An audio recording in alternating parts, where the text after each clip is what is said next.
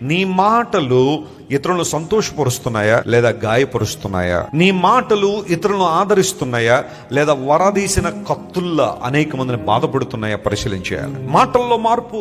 ఒకప్పుడు మన మాటలు వేరు, ఇప్పుడు మన మాటలు వేరుగా ఉన్నాయా? ఎవరు అనుకోకుండా ఏమి మాట్లాడరో హృదయం నిండి ఉన్న దాన్ని బట్టే మాట్లాడతారు. హృదయం నిండి ఉన్న దాన్ని బట్టే నోరు మాట్లాడుతుంది. అందును బట్టి నీ హృదయంలో ఎవరి మీద చెడు అభిప్రాయం గాని, కామాతురత గాని, లేదా లోక సంబంధమైన ఆలోచనలు గాని, వ్యర్థమైన ఉద్దేశాలు గాని ఉంటే ఏదో ఒక సందర్భంలో బయటకు వస్తా ఉంటాయి. అవి నువ్వు సరదాగానో కోపంతోనో అనుకోకుండానో వచ్చేసి నీ కాదవి. ఎవరు అనుకోకుండా ఏమి మాట్లాడరో హృదయం నిండి ఉన్న దాన్ని బట్టే మాట్లాడతారు. అందును బట్టి నీ హృదయం దేనితో నింపుకుంటున్నావు, ఏ మాటలతో నింపుకుంటున్నావు, ఏ అభిప్రాయాలతో నింపుకుంటున్నావు, ఎదుటి వాని పట్ల ఎలాంటి ఉద్దేశంతో ఉంటున్నావో చాలా క్లారిటీగా ఉండాలి. నువ్వు అక్కడ నీ పవిత్రతను కాపాడుకున్నప్పుడు పరిస్థితులు ఏమైనా సరే మంచి మాటలే వస్తాయి తప్ప అలాంటి మాటలు వచ్చేసిన తర్వాత నువ్వు మరలా కవర్ చేసుకోవాల్సిన అవసరం రాదు. క్రీస్తు ప్రభు మనలో రావడం ద్వారా ఒకప్పుడు సరసోక్తులు మాట్లాడిన మన నోరు, బూతు మాటలు మాట్లాడిన మన నోరు, అబద్ధాలు మాట్లాడిన మన నోరు, పనికి మాలిన మాటలు మాట్లాడిన మన నోరు, ఇతరుల గాయపరచడానికి వరదీసిన కత్తుల్లా మలచుకున్న మన నోళ్లు క్రీస్తు ప్రభు మనలోనికి రాగానే,